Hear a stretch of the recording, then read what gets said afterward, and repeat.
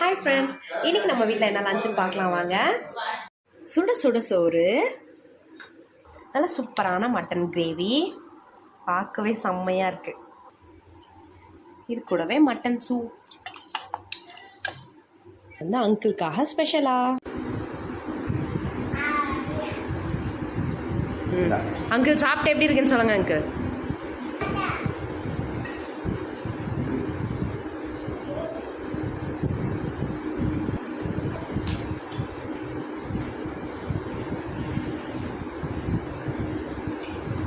மொட்டை எப்படி இருக்கு?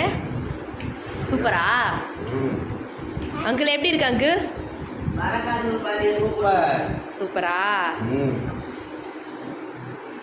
நான் செஞ்ச கிரேவியும் சூப்பும் எல்லாரும் ரொம்ப சூப்பராக இருக்குன்னு சொல்லியிருந்தாங்க.